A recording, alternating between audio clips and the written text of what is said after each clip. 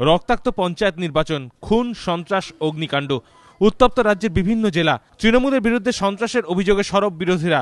যদিও তৃণমূলের দাবি উৎসবের মেজাজে ভোট দিচ্ছে মানুষ। আর এই রাজনৈতিক তরজার মধ্যেই চতুর্থ ও পঞ্চম দফার ভোটের আগে কংগ্রেসের ওপর চাপ বাড়ানোর কৌশল নিলেন মমতা বন্দ্যোপাধ্যায়। তৃণমূলের ওয়েবসাইটে এক বিবৃতিতে মমতা বলেছেন, প্রথম 3 দফায় এমন জেলাগুলিতে ভোট হয়েছে যেখানে তৃণমূলের প্রবল জনপ্রিয়তা, কিন্তু চতুর্থ ও পঞ্চম দফায় মালদা, মুর্শিদাবাদের মতো জেলায় ভোট যেখানে কংগ্রেসের উপস্থিতি রয়েছে, তাই তারা ইচ্ছাকৃতভাবে গন্ডগোল পাকানোর চেষ্টা করবে।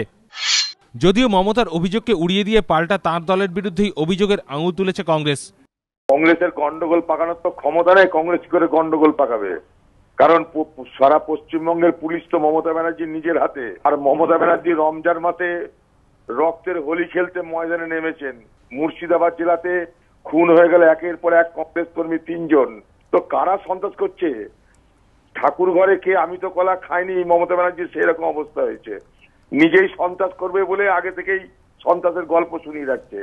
আজকে রক্তের হোলি খেলতে নেমেছেন উনি পশ্চিমবঙ্গে। আজকে মা মাটি মানুষ আজকে বাংলাকে রক্তাক্ত করছে। মমতা আরো বলেছেন, প্রথম ও দ্বিতীয় দফার পঞ্চায়েত ভোট শান্তিপূর্ণভাবে হয়েছে। হ্যাঁ, এটা ঠিক, তৃতীয় দফায় কয়েকটি ঘটনা ঘটেছে। মমতা বন্দ্যোপাধ্যায়ের এই দাবি ঘিরেই প্রশ্ন তুলতে শুরু করেছে বিরোধীরা। তাদের বক্তব্য, প্রথম দফায় কারোর মৃত্যু না হলেও দ্বিতীয় দফায় 3 জনের মৃত্যু হয়েছে। এটা কি শান্তিপূর্ণ নির্বাচনের লক্ষণ, নাকি তৃতীয় দফায় 6 জনের মৃত্যু কয়েকটি ঘটনা মাত্র?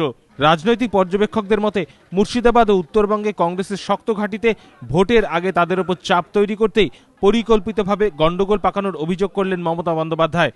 এবিপি আনন্দ।